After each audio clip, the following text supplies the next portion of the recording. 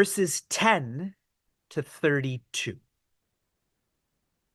These are the verses where Shri Krishna directly teaches contemplation. 10 to 32. In the first quarter of verse 10, he shares, Yogi yunjita satatam. A contemplator is one who is steady, does not follow convenience. In verse 32, the last quarter, Shri Krishna shares, Yogi paramo mataha. The one who is steady with all of my guidance. Not this organization's guidance, not this teacher's own technique in contemplation. He says mataha, follows my guidance, parama. That person is not a yogi, but rather is yukta, united with infinity. In verses 33 and 34, Prince Arjuna responds. These are famous verses where Prince Arjuna shares, Na pashyami. I am hearing you, but I'm not listening to you in the sense that I don't feel I can follow these teachings. And he's not emotional about it. He says why he can't follow through. Chanchala. I am chanchala. Can you show me with your hands what chanchala looks like? Yes, I'm a dancer. And Prince Arjuna is a dancer, but his mind just jumps and skips. He acknowledges that he is distracted. Prince Arjuna's like that, not you. Let's just leave it at Prince Arjuna and don't put your name in there, okay? So Shri Krishna, who's independent yet loving, shares in verse 35. This is our third verse of this chapter, a famous verse. Shri Bhagavan Uvacha Asamshayam Mahabaho Mano Durnigraham Chalam Abhyasena tu kaunteya Vairagyena cha grishyate. Joy. Feel joy because Shri Krishna loves you in the form of sympathy. Shares with Prince Arjuna, Mahabaho, your arms are strong, but I'm questioning whether your mind is strong. But he shares a samshayam. You are right. Mano durnigraham chalam. The mind is distracted. But please note, he may be saying the mind, but he's saying your mind. Shri Krishna's mind is not distracted. That's why I shared he's sympathetic, but not empathetic. Correct? Shri Krishna's not distracted, but he's sympathetic. So what to do? I'm just introducing this thought, but it is not new to all of you. I've referenced this verse countless times. Grihyate, the mind is held, the mind is directed by vairagya. Here I'm describing vairagya as prioritizing. Prioritizing means saying no. And abhyasa, practicing. Practicing is saying yes. Say no to this, say no to that, say yes to practicing all that Shri Krishna shared in this chapter. Making this more practical, Shri Krishna contemplation, this is a law of karma. Law of karma.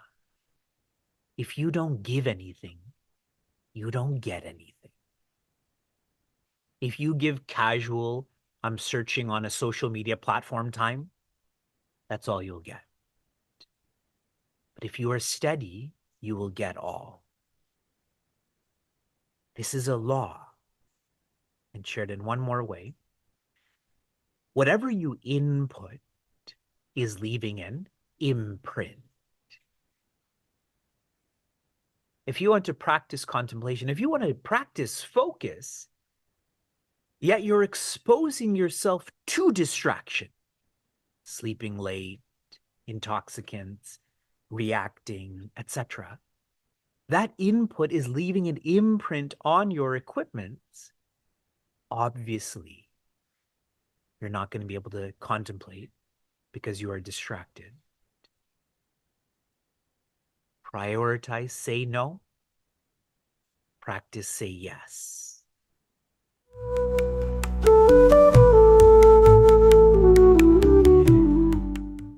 Chapter 1 is about individuality. Prince Arjuna doesn't identify with Dharma, nor even Pandava, but rather with Arjuna. Individuality. He's experiencing fear because he's following the path of Preya, the path of least resistance is what Preya is. And I'm trying to relate this to all of us. You instinctively live for yourself in terms of breathing and eating. Us following Preya, or the path of least resistance, is where we live for our families only. We've made our standards very low in terms of purpose. We've made it person. And that's why in chapter 2, Shri Krishna shares about not individuality, but infinity. In the first teaching, know vastness. Vastness includes you.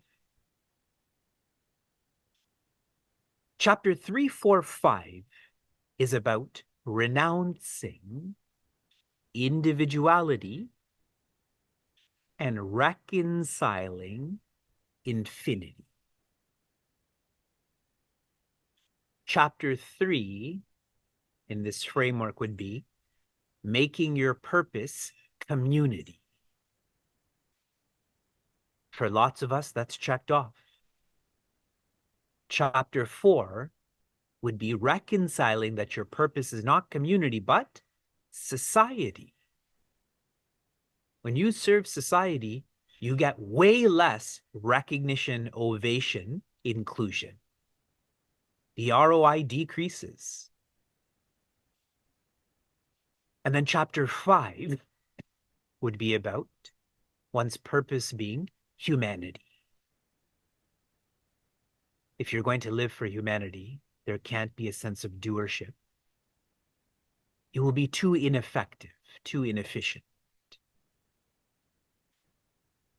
Chapter 6 is not about renouncing, it is about realizing. After humanity, divinity. One's purpose is gone past purpose to presence. Chapter 6 is about presence. One has realized that duality is a myth. Duality is mithya. In chapter 6, we have tuned into verse 5. Verse 5 is about lifting. It is about lifting oneself from individuality to family to community to society to humanity to divinity. Another way to reflect on this, it is about pushing oneself to the Gurudwara, where your priority becomes your guide. Your guide pushes you to Dhyana Dwara. That is contemplating. And contemplating pushes you to Haridwara, to divinity. Our idea of lifting is alarm clock's going off. Lift yourself out of bed.